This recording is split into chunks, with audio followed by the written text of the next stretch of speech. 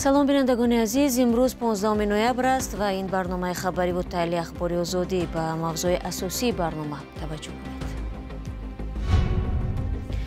додистонии Кӯлоб марги як сарбозеро таҳқиқ мекунад, ки бояд ҳамин моҳ ба хона бармегашт, аммо ҷасадашро ба падар супурданд. гапар ошта худам шуштам бачама ҳаминҷа бурдаги то асбоба бурдаги.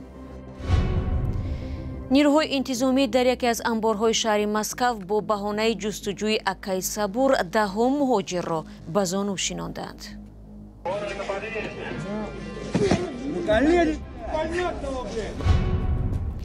و یادی از تاریخ شناسی جسور و آتش نفسی تاجیک رحیم مصف اگر زنده می بود 85 ساله می شد. جسد یک مرزبون تاجیک را روز 11 نوامبر به پیوندانشان سپردند. پدرش ادعا دارد که در بدن فرزندش آثار شکنجه بود. منبع‌های رادیو آزادی میگویند باتیر ارگاشف خودکشی کرده است. او در یک قسم نظامی نوعی شمزین شاهین ادای خدمت میکرد. فرزند محمدی گزارش میدهد. در پروان گرام برفتگی بچه منه.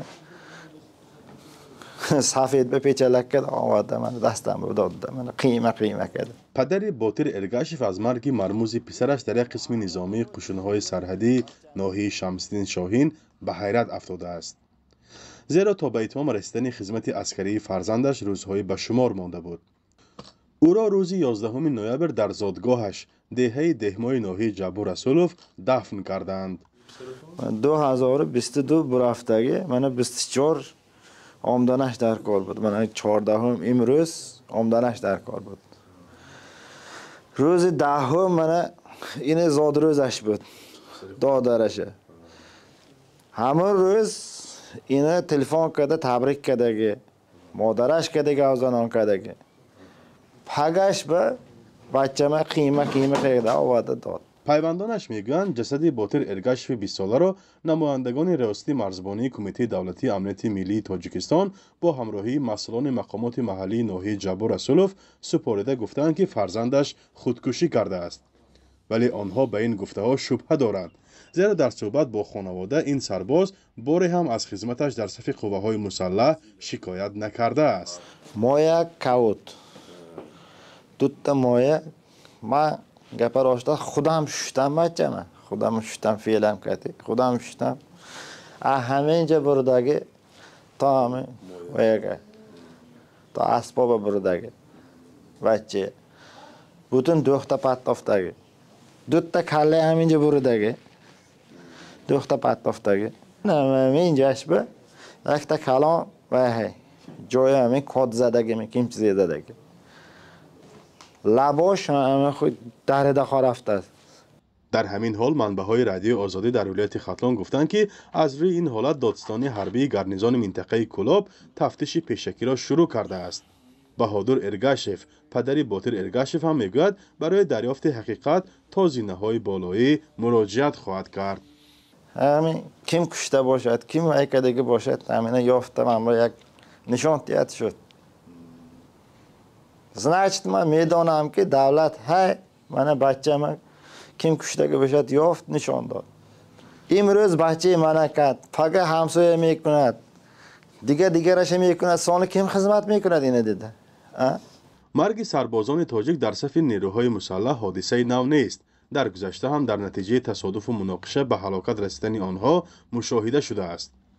بدرفتاری یا ددفشین در ارتش تاجیکستان مشکلی کهنه است. هر چند وقت خبرها درباره زخمی شدن یا فوت سربازان به رسانه‌ها راه می‌یابد. رو می‌آوریم به موضوعهای دیگر. روز گذشته نیروهای امنیتی در بازار جنوبی سنت پترزبورگ ریدی گسترده انجام دادند. در جریان عملیات اسناد 50 شهروند خارجی را تفتیش کرده معلوم نمودند که 31 آنها در روسیه غیرقانونی بودند. در همین حال با گفته مهاجران با وجود آنکه تمامی سندهایشان درست و قانونی است، نیروهای انتظامی در عملیات‌ها از کلتک و مشت و لگد استفاده می‌برند. تفصیلات در گزارش همکارم کیومرثی عطا. Акай Сабур кто? Акай Сабур не ты? Акай Сабур. این افسران پلیس روسیه در یکی از انبارهای میوه و سبزوات در شهر مسکو با بهانه جستجوی به گفتهشان اکای صبور صدها مهاجر را لطوکوب میکنند و اذیت میدهند.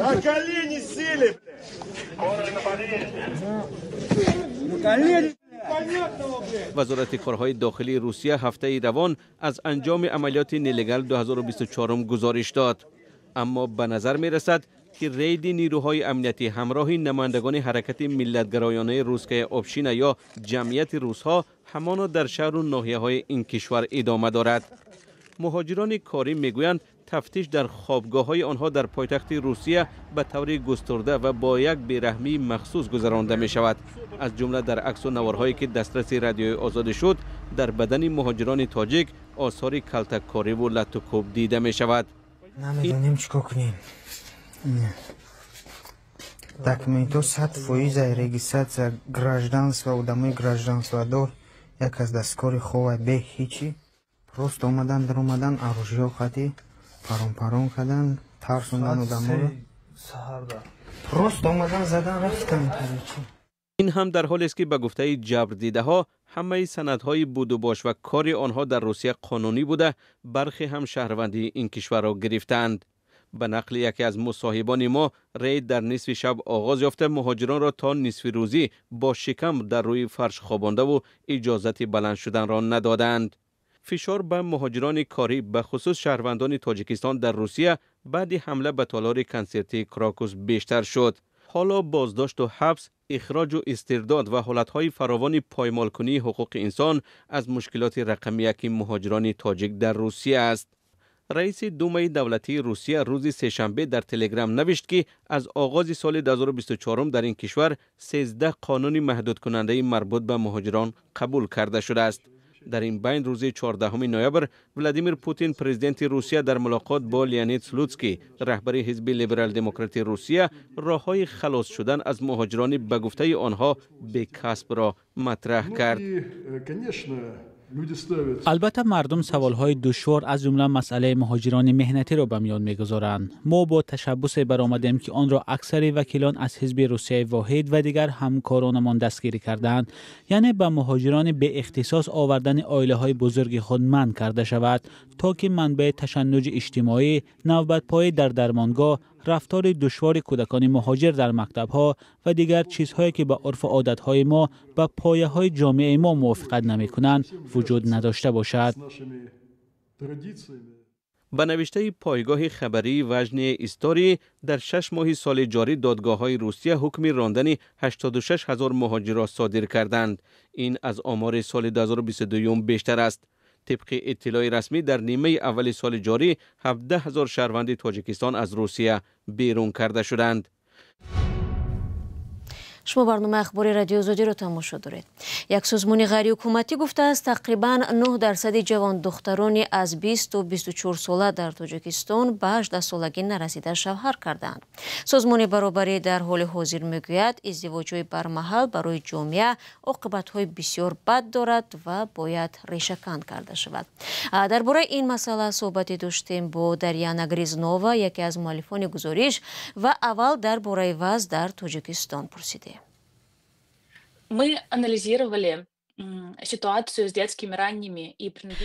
ما وضع ازدواج‌های برمحل و مجبوری در 7 کشوری اوراسیا را تحقیق کردیم و تاجیکستان یکی از آنهاست. پیش از همه ازدواج برمحل و یا ازدواج کودکان چیست؟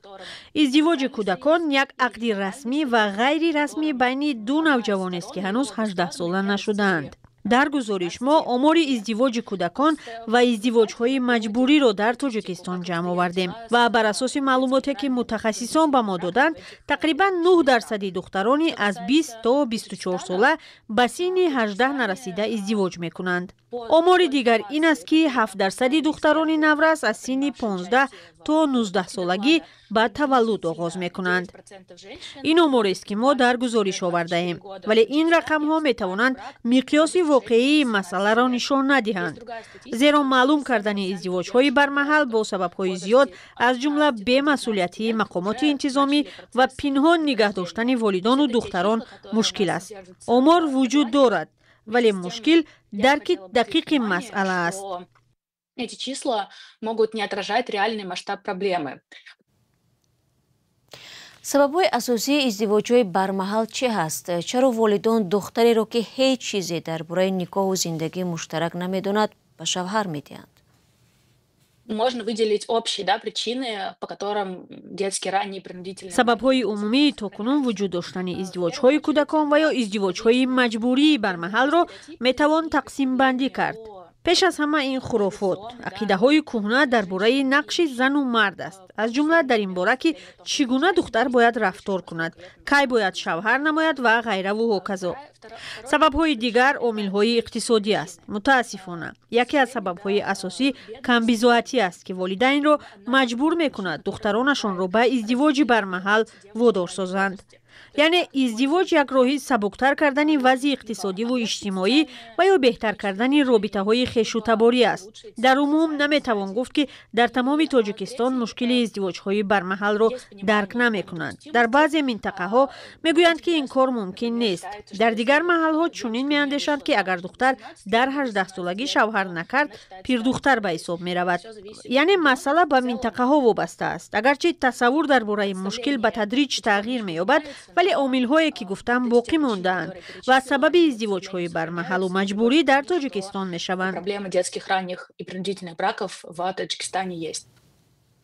تشکر دریانا گریزنووا متخصص سازمان برابری در حال حاضر درباره ازدواج‌های برمحل و مجبوری در تاجیکستان صحبت می‌کرد. مصاحبه مفصل او درباره تحقیق ازدواج‌های برمحل در تاجیکستان و کشورهای منطقه در وبسایت azodin.org نشر می‌شود.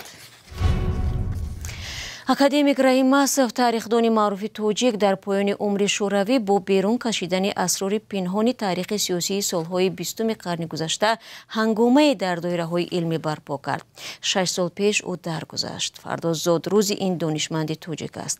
барои Дюсуфӣ ва Иршод Сулаймонӣ нигоҳи мухтасаре ба зиндагӣ ва корномаи ин донишмандӣ саршинос карданд. академик Масов аз камтарин рӯшанфикрони тоҷик дар поёни қарни 20 و اول عصر 21 بود که در قضاوت به حوادث تاریخی و سیاستگذاری های روزگارش بیشتر از دید عدالت علمی، جسارت شخصیتی و شهامت اخلاقی برخورد میکرد. این جنبه شخصیتیش او را از دیگر همتایانش، خصوصا همکارانش در اکادمی علوم و دانشگاه ها فرق کننده کرده بود. اثر 6 جلده تاریخ خلق تاجیک به زبان روسی یکی از اثرهای بسیار پرارزشی می باشد در شناخت ملت تاجیک، در شناخت تاریخ خلق تاجیک. رحیم ماسوف سال 1939 در روستای مده خروی ناحیه ونج زاده می شود. پس از مرگ پدر تحصیل مکتب میانه را در خانه های کودکان خارق و دوشنبه فرا می گیرد. سال 1961 رشته تاریخ دانشگاه ملی تاجیکستان را ختم می کند و تا پایان عمر در پژوهشگاه تاریخ و مردم شناسی اکادمی علوم کار کرد. سال 1991 کتاب تاریخ تبر تقسیم اکادمیک ماسوف به نشر رسید که پشت صحنه تاریخ نگاری شوروی از جمله تقسیمات ملی و حدودی در آسیای مرکزی و تشکیل کشورهای چون تاجیکستان و ازبکستان و قزاقستان و ترکمنستان را آشکار میکرد. این اثر که اسناد و مدارکی تا این وقت برای دایره های علمی دستنارس را فرا می‌گرفت به ماسوف شهرت زیادی آورد و او را برای سخنرانی به دانشگاه‌های معروف کشورهای غرب دعوت کردند. این اثر را آن زمان گردشی در تفکر نوی تاریخ نگاری جمهوری عنوان کرده بودند. سال 2018 اکادمیک رحیم ماسوف بر اثر بیماری سکته مغزی در 79 سالگی درگذشت و در قبرستان لچاب دوشنبه آرامگاه چهره‌های علمی و فرهنگی تاجیکستان به خاک سپرده شد. بینندگان ارجمند، ما گزارشی مفصل داریم درباره رحیم مصرف که میتوانید در وبسایت ما به زودی تماشا کنید و فرصتی که حالا در اختیار داشتیم انجام یافت. تشکر از یکایک شما که تا پایان برنامه ما را تماشا کردید. البته خبرهای از این بیشتر چون همیشه عزیزان شما میتوانید در وبسایت azadi.org و همین گونه صفحه های رادیو آزادی در فیسبوک، اینستاگرام، ایکس و تلگرام، تیک توک و یوتیوب دسترس کنید. اگر خبری دارید برای ما بگویید. استراحت خوب داشته باشید عزیزان، خود را احتیاط کنید و خدا نگهبان.